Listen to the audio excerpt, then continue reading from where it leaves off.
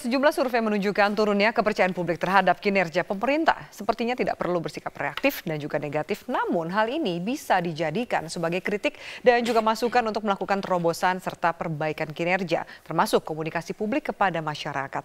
Untuk membahasnya, langsung kami akan perkenalkan para narasumber. Sudah ada politisi PDIP, anggota DPR dari fraksi PD Perjuangan, Bang Ara Marorseri. Selamat malam, Bang Ara. Malam, Afi. Dan kemudian juga ada pengamat politik Mas Burhanuddin Muhtadi. Selamat malam, Mas Malam, Burhan. Afi. Lama tidak bertemu nih. Iya, betul. Dengan kedua-duanya. Oke, kita bahas soal reshuffle yang kemudian sempat memanas, kemudian mendingin lagi, memanas lagi. Dari PDIP sendiri dulu. Kalau sebelumnya sempat ada isu yang mengatakan bahwa justru tekanan terbesar untuk melakukan reshuffle adalah dari PDIP. Kalau Bang Ara lihat sekarang situasinya seperti apa sih berkaitan dengan reshuffle ini? Gini, yang dimasalahkan apa sih dan ukurannya apa itu menjadi penting ya. Dan untuk apa? Kalau kita lihat tadi soal ekonomi, dari saya baru rapat di Komisi 11 di DPR RI ya. Dan saya di Komisi 11. Inflasi ini masih cukup rendah ya, sekarang kurang lebih 3%. Kemudian juga rating kita juga sekarang meningkat ya.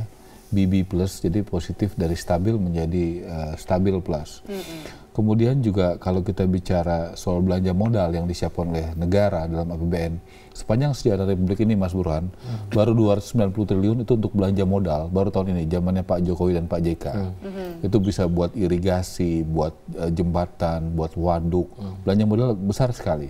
Dan saya juga mau sampaikan, kenapa ini agak melambat di awal dari Januari sampai bulan Mei ini. Ini datanya saja. APBNP 2015 itu baru diajukan oleh pemerintah kepada DPR Januari 2015. Persetujuan DPR Februari, kemudian DIPA-nya ya untuk proyek itu Maret itu sudah bisa diselesaikan, kemudian juklak dan jurnisnya April. Sekarang ini sudah mulai ada lelang ya, uang muka dan sebagainya. Jadi bisa dipastikan APBN kita yang cukup besar itu ya hampir kurang lebih 2.000 triliun itu akan jalan, proyek pusat dan proyek daerah mulai bulan-bulan ini akan jalan ya. Lelang untuk pembangunan jalan, teman-teman kita tahu ya infrastruktur juga akan jalan. Jadi ekonomi pasti akan bertumbuh. Jadi dalam artian udah sabar dulu, nggak usah reshuffle dulu gitu? Atau dan juga minta kesabaran juga dari masyarakat pengertiannya untuk memberikan kesempatan menteri-menteri ini bekerja? Bapak Presiden kan mengatakan ya perubahan itu perlu waktu ya. Dia juga tidak mau perubahan yang hanya kosmetik sifatnya, yang hanya make up tapi tidak menyelesaikan fondasi-fondasi. Nah, kenapa yang diletakkan infrastruktur? Infrastruktur itu kan bersifat jangka menengah dan panjang.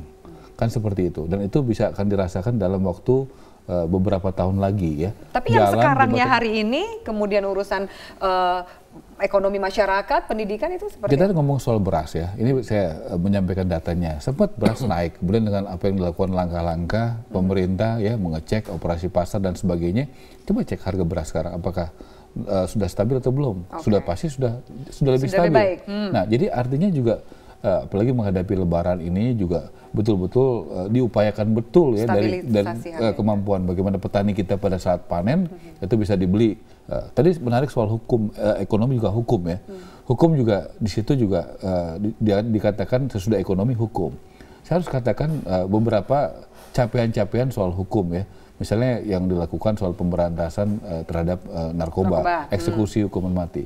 Itu juga membuktikan bahwa pemerintah dengan menyelamatkan begitu banyak jutaan generasi muda kita, ya Jaksa Agung mampu melakukan koordinasi dengan baik, bisa dilakukan dengan baik dan itu menurut saya bagus. Kemudian juga konsolidasi antara kepolisian, kejaksaan dan KPK juga sudah mulai dilakukan. Kita lihat di awal-awal bagaimana antara kepolisian dan juga KPK sekarang juga sudah tidak lagi terjadi dan koordinasi ada satgas bersama. Saya pikir ekonomi juga makin baik. Hukum juga makin baik. Jadi ini sebenarnya trennya arahnya adalah positif seperti itu. Positif. Mas Burhan, kalau Anda melihat apakah juga seoptimis ini? Begini, ada dua ukuran untuk melihat kinerja pemerintah. Ukuran yang pertama adalah ukuran teknokratis. Saya kira Bung Ara sudah menyampaikan dengan sangat detail terkait misalnya indikator dalam soal ekonomi, soal PDB, penyerapan anggaran, dan seterusnya, dan seterusnya. Dan tentu saja dalam soal teknokrasi ini, itu tidak bisa dilepaskan dari ukuran politis. Jadi persepsi publik terhadap apa yang sudah dicapai oleh pemerintah. Pada titik ini, urusan komunikasi, strategi untuk menyampaikan apa yang sudah dilakukan oleh pemerintah itu menjadi sangat penting. apapun yang dikerjakan pemerintah, sebaik apapun itu, kalau tidak sampai ke masyarakat, maka persepsinya menjadi memburuk. Nah, menurut saya, kalau kita cek ya survei yang dilansir oleh World Tracking atau oleh lembaga saya di awal bulan Januari 2015, memang ada gap di situ antara capaian teknokratis dengan persepsi publik. Nah, saya kira yang menyebabkan penurunan persepsi publik, terutama kementerian di bidang ekonomi, itu adalah masalah kenaikan BBM. Meskipun dari sisi teknokratis itu bisa dibenarkan, tetapi ingat, ini isu yang langsung menyentuh masyarakat. Nah, itu yang pertama. Yang kedua, saya kira terkait juga dengan gejolak harga, meskipun belakangan sudah bisa diperbaiki ya. Jadi dari sisi ekonomi memang kita nggak bisa kebiah-uyah, pukul rata bahwa semuanya jelek. Ada hal yang baik, misalnya peningkatan pajak ya. Kemarin Dirjen Pajak hanya dalam beberapa hari meningkat sekian triliun, itu luar biasa. Jadi kemudian infrastruktur, itu jelas gitu ya.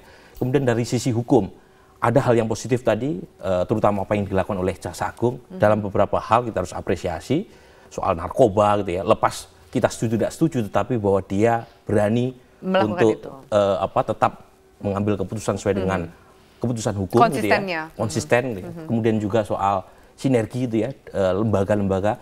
Tapi perlu diingat, baru kali ini loh ya, ada menteri kalah 2 kali dalam soal P3 dan Golkar. Ya, kemudian juga hubungan yang masih kurang harmonis meskipun sedang ditata antara kepolisian dengan KPK gitu ya. Dan menurut saya memang Jokowi sebagai pemimpin tertinggi harus melaksanakan semacam ini, fungsi untuk memberikan komitmen, keyakinan kepada publik bahwa dia mampu untuk memberantas korupsi. Untuk saat ini, apakah kemudian publik teryakini ketika bisa dikatakan juga sejumlah survei mengatakan ini ada tren yang menurun tingkat kepercayaan dan juga kepuasan terhadap kinerja harus diakui ya bahwa waktu kita melakukan survei bulan Januari, Jokowi tingkat kepuasannya itu sekitar 61, sekian persen. Ya. Itu saya kira karena tadi ada persoalan terkait dengan ekspektasi publik yang terlalu besar, tapi saat yang sama kita juga harus realistis bahwa seorang Jokowi itu hidup dalam dunia yang penuh dengan tarik-menarik politik. Ya. Jadi dia tidak hidup dalam ruang yang hampa politik. Jokowi bagaimanapun, dia sebagai presiden, tapi saat yang sama bukan elit partai. Nah pada titik itu isu reshuffle muncul. Gitu ya. Muncul dan menurut saya kalau misalnya itu dilakukan harus ditata dalam kerangka rekonsolidasi kekuatan politik pendukung Jokowi. Kalau kita ingat, terus terang ini kritik saya kepada Bung Ara ya dari barisan partai pendukung Jokowi. Selama 7 bulan terakhir Jokowi sebagai presiden, itu yang tampak lebih oposisi itu bukan KMP loh ya, tapi yang lebih tampak itu KIH, terutama PD Perjuangan. Jadi menurut saya harus ditata rekonsolidasi kekuatan politik pendukung Jokowi agar ketika Jokowi melaksanakan programnya itu bisa mendapatkan dukungan full support dari pemerintah maupun dari DPR secara politis. Ini menarik untuk kita bahas. Saya yakin juga Bang Ara untuk mau menjawab tadi statement dari Mas Burhanuddin Muhtadi. Kita akan lanjutkan pemirsa. Apakah jangan-jangan ini perlu satu tambahan teman baru di koalisi? Banyak juga mengatakan jangan-jangan Golkar juga akan bergabung di rangkulan yang sama dengan KIH. Kami lanjutkan sesaat lagi. Tetaplah bersama kami di Prime Time News.